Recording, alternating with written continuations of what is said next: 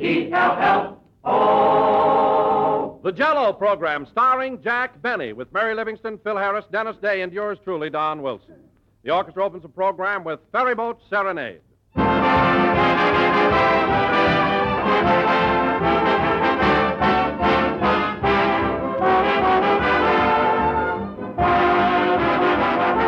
During recent months in county fairs all over the United States, lots of housewives have been winning prizes for the best homemade pies and cakes. And meanwhile, right in their own homes, thousands of housewives have been winning another prize, the blue ribbon of family approval, simply by serving those 3 new dessert favorites, Jell-O puddings. Jell-O puddings are ready-prepared puddings that take hardly any time or effort to make. Merely add milk, cook a few minutes, and then cool. And there's a pudding, ladies and gentlemen, that tastes positively homemade. A rich, luscious pudding with a world of grand pleasure in each creamy spoonful. Jell-O puddings come in 3 delicious flavors, chocolate, vanilla, and butterscotch. And they're made by the same folks who make world-famous Jell-O. So after this, whenever you buy Jell-O, ask the grocer for several packages of Jell-O puddings, too. When it comes to smooth, creamy flavor and all-around dessert enjoyment, you just can't beat those popular new members of the Jell-O family, Jell-O puddings.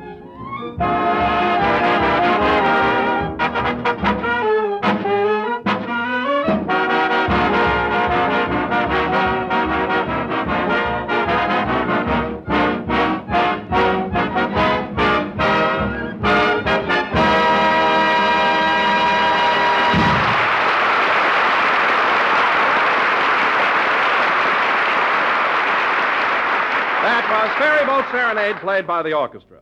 And now, ladies and gentlemen, I bring you a man who returned to the air last Sunday, happy as a June bride and just as nervous, Jack Benny.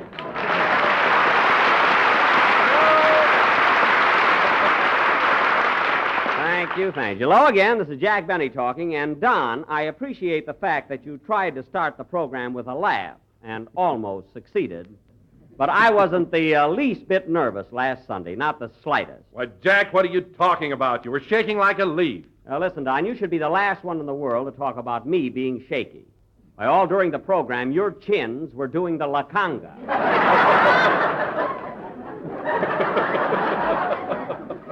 And the one in the middle was out of step.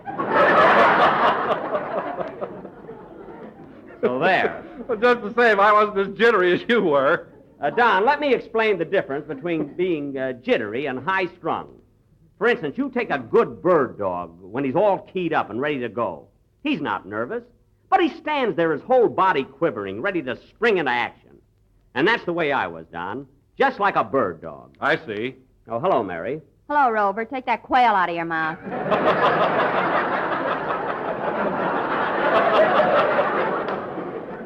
Mary, I was only making a comparison, that's all. I was explaining to Don that I wasn't nervous last week.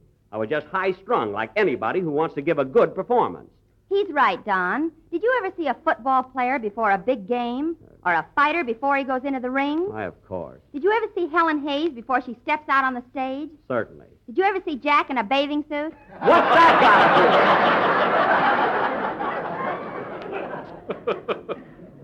We were talking about nervousness. You ring in my bathing suit. Where's the connection? It needs a new belt. All right, so it needs a new belt. Now, Mary, if you can quit punching them out for a minute. Let's be thankful that the first show went over so well. You know, Don, I read some swell reviews on the fantasy I wrote. You know, where the Blue Fairy woke us all up. Ed Sullivan raved about it. He did? Yes, and that's a critic's opinion. He said that, well, I got the review right here with me. Would you like to hear it? Yes, stop drooling.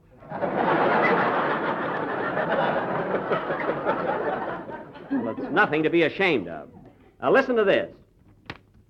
The Jell-O program opened its, Wilson,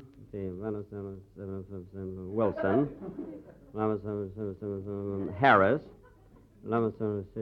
Livingston, while Jack Benny, The Waukegan Weasel. Mary.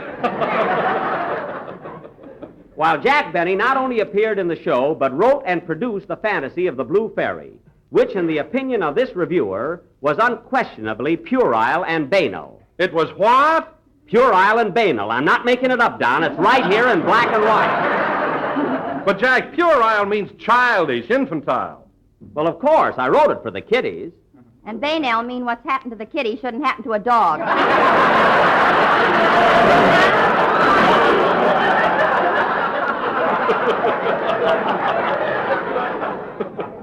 Oh, no, it doesn't. Yes, Jack, banal means hackneyed or trite. You know, old-fashioned stuff.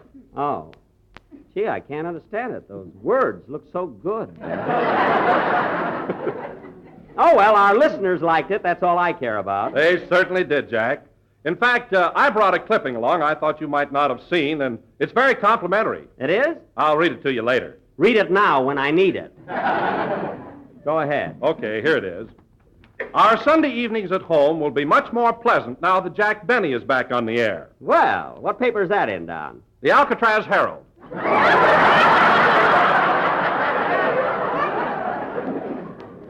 Well, Don, that seems to be the consensus of opinion. Mary, did you see any reviews on our first broadcast? No, but I went to Fifi's beauty parlor yesterday, and the girls there just raved about it. At Fifi's, huh? They thought everything I said was so cute. Well, sure, you're a good customer at that beauty parlor. They talk about anyone else on the program? Just Phil. He goes there, too.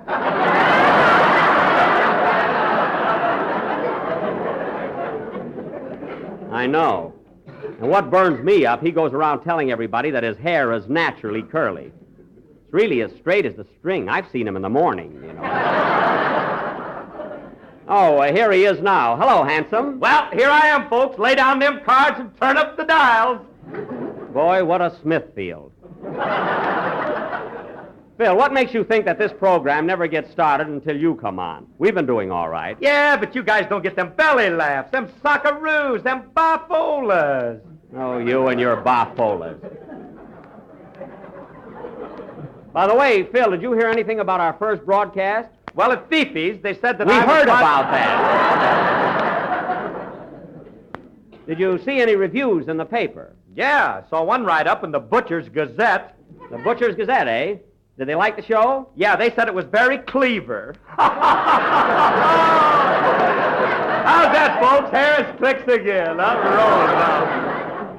Phil, what was that supposed to be, a bafola or a socceroo? Well, wait till they stop laughing. I can't tell yet. Oh, that's right. Now, Phil, you might have a few more Butcher Gazette gags up your sleeve, but I think it's about time for a number. How about playing something? Okay, Jackson. Say, Jack, what about that idea of yours? What idea? Oh, yes.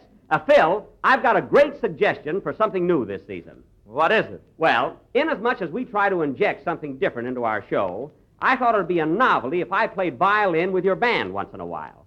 What do you say? Over my beautiful dead body. Now, wait a minute. This program needs new talent, and I can take the place of one of your violinists. That little guy there on the end. But, Jackson, I got a perfect arrangement of this next number, and one bad note is liable to spoil the whole thing. Phil, a bad note in one of your arrangement is like throwing a rose into a barrel of Roquefort.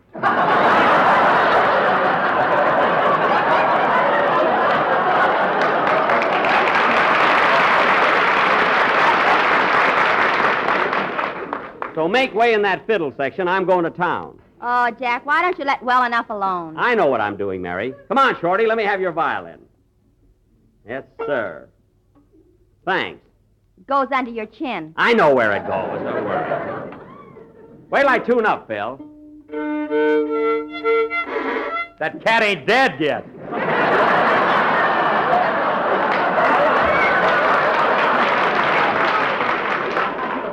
Phil, stop with that stuff, will you? No kidding. I wish you wouldn't be so puerile and banal. Puerile and banal? What's that? A dance team. Puerile and banal, the aristocrats of rhythm. They're a sensation. Well, send him out to bowl. I'll give him a job. Oh, fine. What a mentality. Phil, you know, you ought to take up pressing flowers so you'd buy a dictionary. Look who's talking. You didn't know what puerile and banal meant yourself. I knew they were words. I didn't think they were people.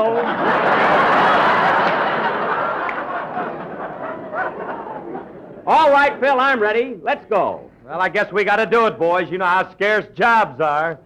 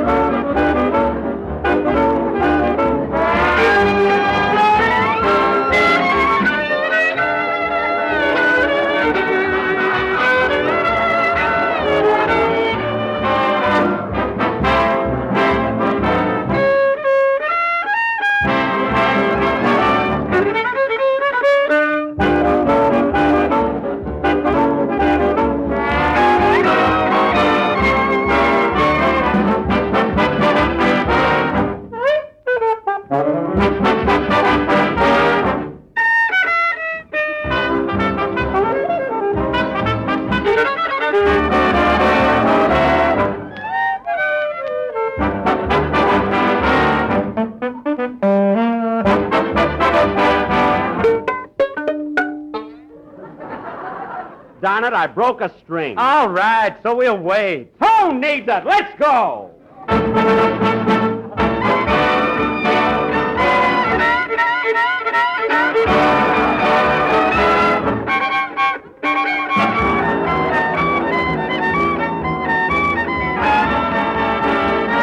Can't you hear me calling when the rain and am falling?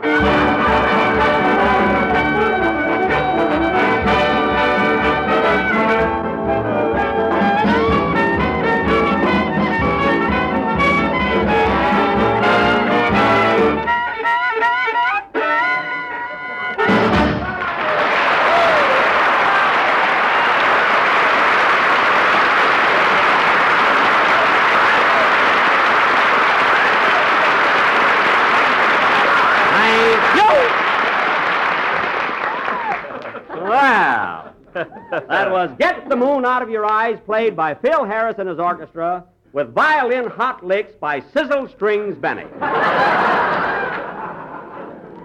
I guess that was bad, eh? I'd like to be able to guess like that at Santa Anita.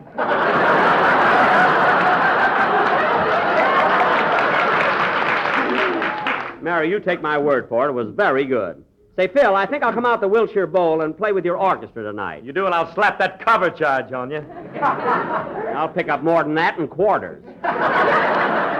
Hey, speaking of dough, Jackson, that reminds me. What about that $10 you owe me on the World Series? Oh, that's right. I had Detroit. Yes, sir, I forgot all about it. Well, Benny's a good loser. $10, eh, Phil? Yep, $10. Okay, I'll go out in the hall and get it for you. Nobody'll look. You can roll your sock down right here. Now, don't get smart. I don't carry money in my sock anymore. Oh, that's right. Not since that day at the circus. You're darn right. What happened, Mary? A midget picked his ankle.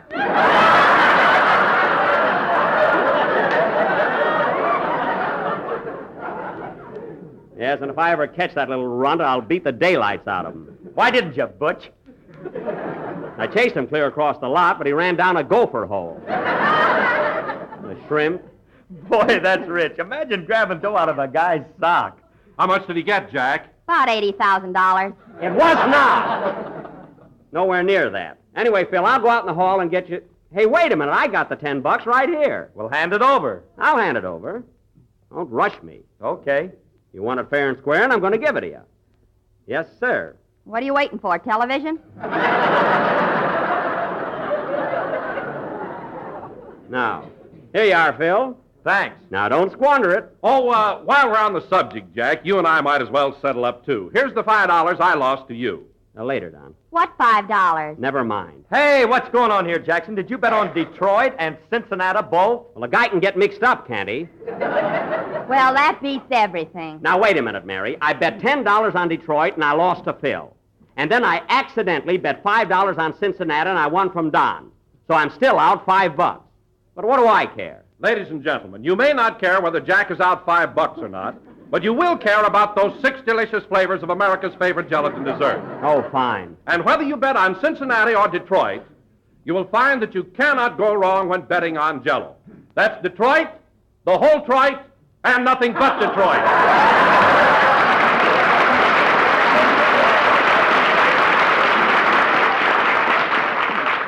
Isn't that awful? Don, I smell a rat. Did Phil Harris give you that idea? Oh, so you recognize my stuff now, eh? Recognize it, I'll say I did. I didn't. The wind was blowing the other way. Well, you were very lucky, Mary. You know, there are days, Phil, when... Oh, hello, Dennis. Hello, Mr. Benny. Am I in time for my song? Yes, but it wouldn't hurt to get here earlier. What for? I just stand around like a totem pole. What are you complaining about? You sing a song every week, don't you? Kenny Baker gets dialogue. Never mind about Kenny Baker. How would you like to be in his shoes and work for a guy like Fred Allen? I think Fred Allen is wonderful. Why, you little fifth columnist.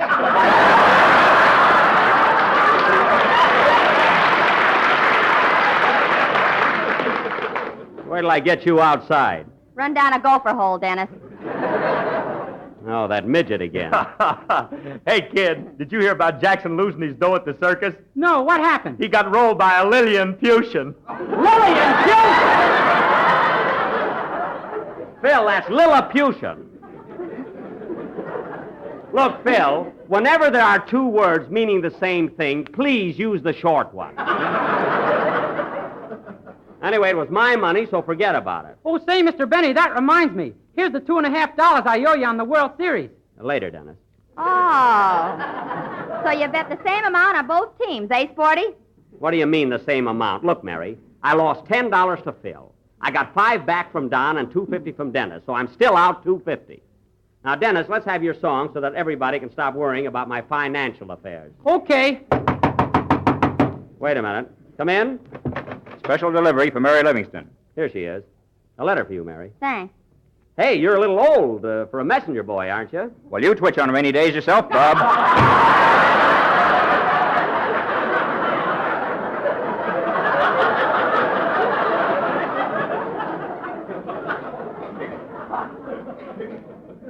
I'd like to push him down a gopher hole, too. You know? Who's the letter from, Mary? It's a note from Mama. Oh, your mother, eh? What's the Oscar Levant of New Jersey got to say? Nothing. She just sent a clipping from the Plainfield paper about our first broadcast. Oh, Here's the headline. Livingston program returns to the air. that's from Plainfield, all right. And Miss Mary Livingston, daughter of that prominent society leader, Mrs. Scarlett Livingston. Scarlett. Yeah, she changes her name with every picture. You ought to change it to Grapes of Wrath. That really fits. Oh, Jack, just because Mama hates you, you don't have to be mean about it. Okay, get back to the review of our show. What does it say? Mary Livingston was her usual self, charming, witty, and fascinating. Well, But the Blue Fairy Fantasy, written by Jack Benny, was nothing short of puerile and banal. let me see that. Well, I'll be darned. There it is. Go ahead. Miss Livingston's father, Mr. Rhett Livingston, Holy smoke. Mr. Livingston had an unfortunate accident while listening to the broadcast. He was sitting in the car with the radio tuned on when the owner came along and punched him in the nose. Serves him right. When interviewed, Mr. Livingston said hick. Oh, drunk, too, eh? Is that all? Yes, I'm going to paste it in my scrapbook. Well, paste it face down so nobody will read it. Are you ready for your song now, Dennis? Yes, sir. Well, open your mouth and let it go. Say, Mary, when you answer Scarlett, tell her General Sherman sends love, will you?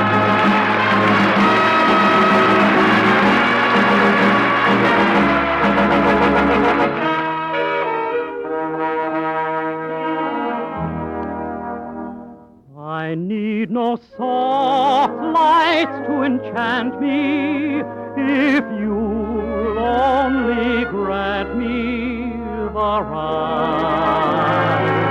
to hold you ever so tight and to feel in the night the nearness of you.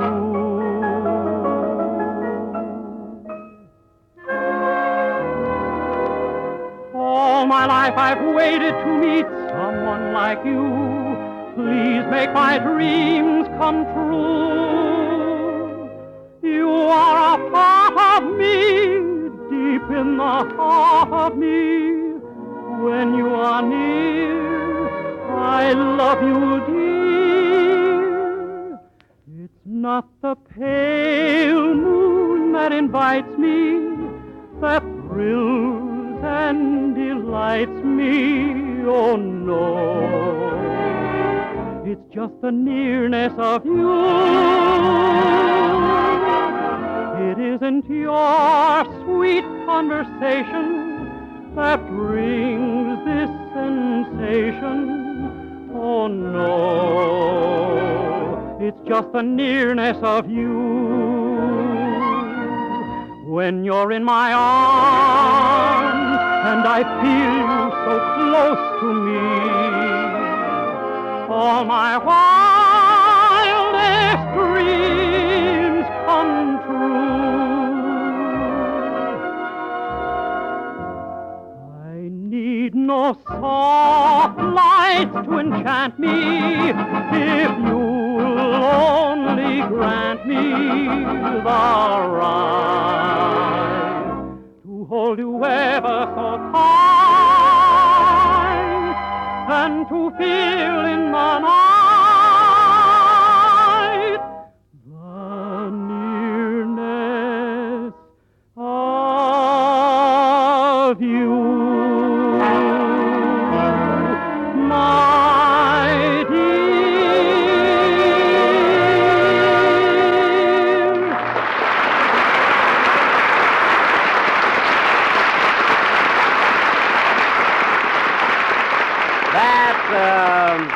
That was The Nearness of You, sung by Dennis Day. That was very good, Dennis. I really think you have improved a lot this year. Thank you. And say, Mr. Benny, before I forget it, can I mow your lawn Thursday instead of Wednesday this week?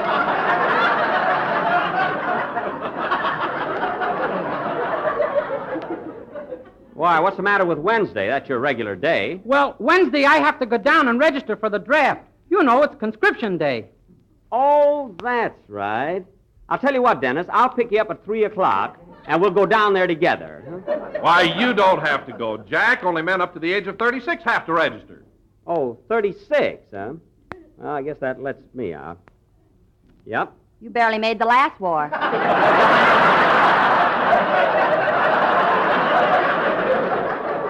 Yes, and the civil and the revolutionary. Are you happy? Hey, Jackson, do I have to get in on this, Registration? Why, certainly, Phil. Every young American has to register. What's it for? Oh, my Phil, everybody who registers gets a number, and they send them all to Washington, put them in a big drum, and the lucky winners get a free vacation for 1 year at the expense of the government. Say, that ain't bad, huh? Wow. And you can take off those patent leather shoes. They're no good for marching. Anyway, Phil, you just be there Wednesday. What about Rochester? He'll have to sign up, too, won't he? Yeah, I suppose I'll have to cook dinner myself Wednesday night. And incidentally, fellas, I've been having a little trouble with Rochester lately. What's wrong? Well, they gave him a big celebration the other night and elected him mayor of Central Avenue. When I got home yesterday, I found a sign on my house that said City Hall.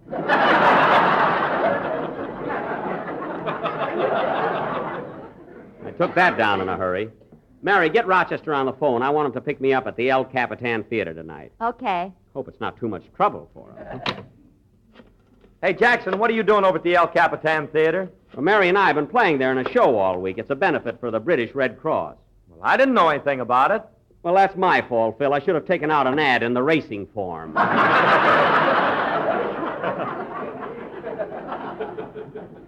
You haven't read a paper. Your number's ringing, Jack. Thanks. Give me the phone.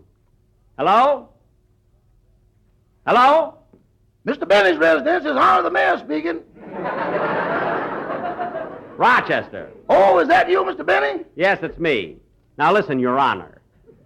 I wonder if I could trouble you to bring the car down to the El Capitan Theater and pick me up about 11:30 tonight. Okay, can I put the top up? Rochester, in this nice autumn weather, it's much better riding with the top down. Yeah, but my silk hat keeps blowing off. You don't have to wear a silk topper. Your chauffeur's cap looks very good on you. With a cutaway coat? Oh, boy! Now, Rochester, stop being so fancy. Anyhow, what's the good of being mayor of Central Avenue? I get a discount on ribs.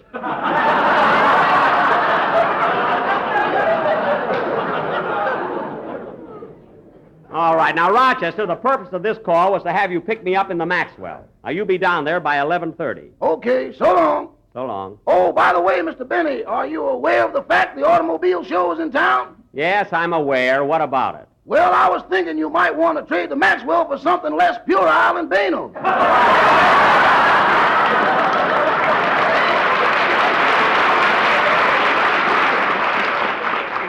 There's nothing wrong with the Maxwell. It's in perfect mechanical condition. Boss, have you ever lifted up that hood when the motor's running? No. Well, don't do it. The fan bell will slap you right in the face. That fan belt can be fixed. You got to catch it first.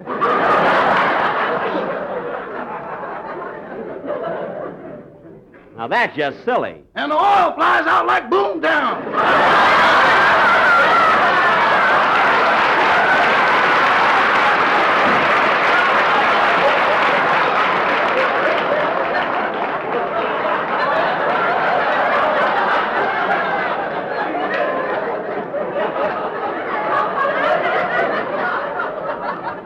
Now, Rochester, I don't want to hear any more about the car.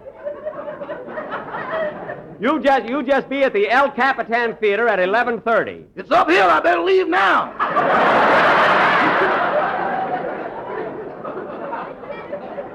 Leave when you want to. Goodbye. So long. Oh, say, boss, Now what? about that little bet we made, did I have Detroit or Cincinnati? You had Detroit and you owe me $2. I thought so. Never mind. I'll pay you tonight, boss. Okay, goodbye. Always wants to trade in the car. Why, Jack, do you mean to say that you even won $2 from Rochester? Listen, Mary, I'm still loser. I paid $10 to Phil. I got 5 from Don, 2.5 from Dennis, and 2 from Rochester. That's $9.50. I'm still out half a buck. Now, come on, we got to get over to the theater and do that benefit. Okay. So long, fellas. Hey, you can wind up the show yourselves, can't you? Yeah, Go Jack, ahead. we'll See you next everything. Sunday. So long. See, Mary, when we do the benefit tonight, I want you to give a good show because it's our last performance. I will. Don't worry. Oh, wait a minute. Here's the check room. I want to get my hat.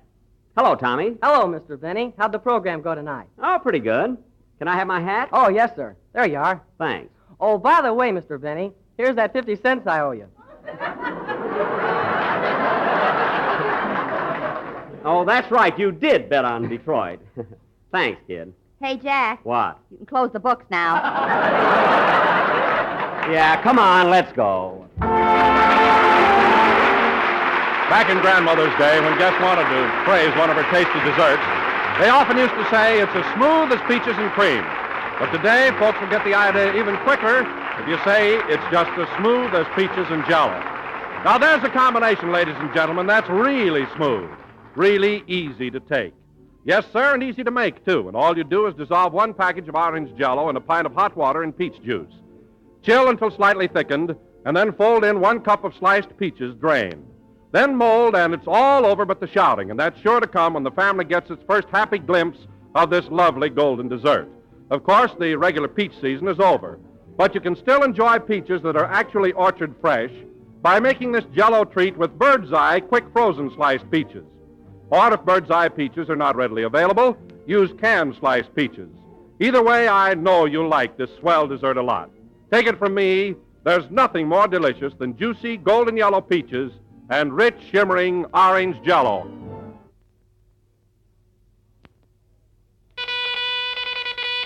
News for thrifty housewives. Log cabin syrup for less money. Popular table size, not more than 18 cents in most stores. Ask your grocer about his new low price. Remember, same matchless log cabin flavor. So delicious with piping hot pancakes or waffles. Only the price has changed. Tomorrow, buy log cabin syrup at the new low price. The lowest ever. This is the National Broadcasting Company.